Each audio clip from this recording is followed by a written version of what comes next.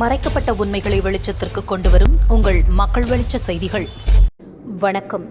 திருக்கோவிலூர் அரசு கல்லூரியில் திருக்குறள் திருப்பணி திட்ட பயிற்சி வகுப்பு நிறைவு விழா. தமிழ்நாடு அரசு தமிழ் வளர்ச்சித்துறையின் சார்பில் திருக்குறள் திருப்பணி திட்ட பயிற்சி வகுப்பு நிறைவு விழா இன்று அரசு கலை மற்றும் அறிவியல் கல்லூரியில் நடைபெற்றது. தமிழக முதல்வர் அவர்களால் திருவள்ளுவர் சிலை வெள்ளி விழாவில் தமிழ்நாடு முழுவதும் திருக்குறள் திருப்பணிகள் திட்டம் செயல்படுத்தப்படும் என்று அறிவித்தார். அதன்படி கள்ளக்குறிச்சி மாவட்டத்தில் மிக சிறப்பாக நடத்தப்பட்டது.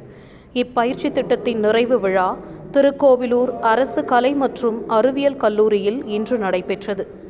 இப்பயிற்சி வகுப்பிற்கு திருப்பணி திட்ட உறுப்பினரும் பயிற்றுனரான சிங்கார உதயன் தலைமை வகித்தார்.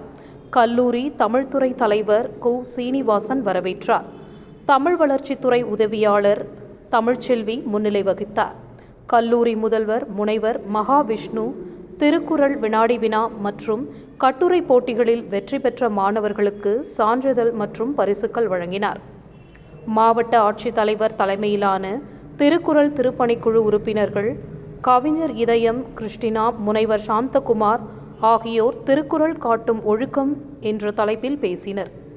பயிற்றுனர்கள் வளர்மதி செல்வி, சா. சித்ரா, நல்நூலகர் மு. அன்பழகன், எழுத்தாளர்கள் கவிநிலவன், மித்ரா தேவி ஆகியோர் மாணவர்களை வாழ்த்தி பேசினர். பயிற்சியை தமிழ் வளர்ச்சித்துறை தட்டச்சர் பவித்ரா ஒருங்கிணைத்தார். இந்நிகழ்ச்சியில் மாணவ மாணவியர் திரளாக பங்கேற்றனர்.